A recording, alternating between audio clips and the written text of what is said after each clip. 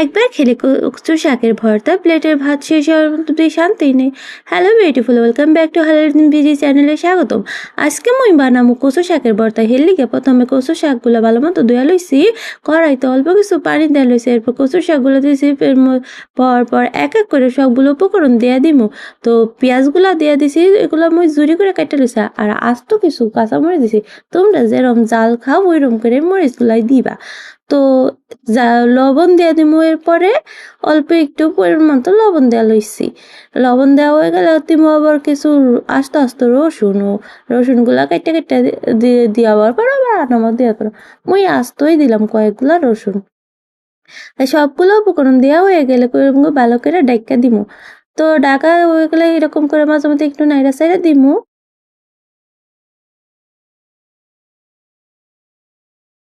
এরপরে ভালো মতো জাল করে পানিটা শুকাইয়া নেবো, একদম ভালো মতো শুকাই গেলে এরপর সিদ্ধটা হয়ে গেলে নামাই নিমু গা। কচু শাক সিদ্ধ করা ভালো মতো হয়ে গেছে, এরপর নামাই নিছি। এরপর আজকে শিলপাটায় বাইটটা লমু, শিলপাটায় বাটলে একটু বেশি স্বাদ হয়।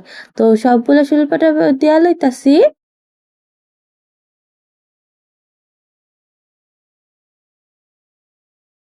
এরপর ভালো মতো বাইটটা বুটটা লমু।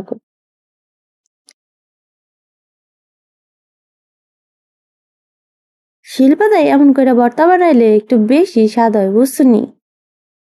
আমার বাটা ওটা শেষ, এই তো রেডি আমার কচু শাকের ভর্তা। আজকে ভাত খামো এক প্লেটে বইরা।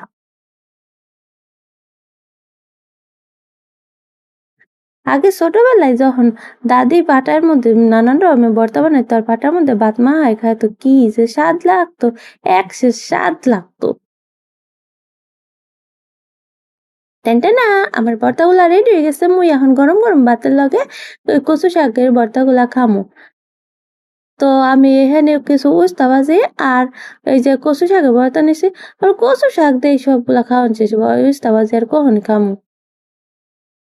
তো বন্ধুরা, কেমন লাগলো মোর আজকের কচু শাকের ভর্তা রেসিপি? অবশ্যই কমেন্ট করে জানাইও। আল্লাহ হাফেজ।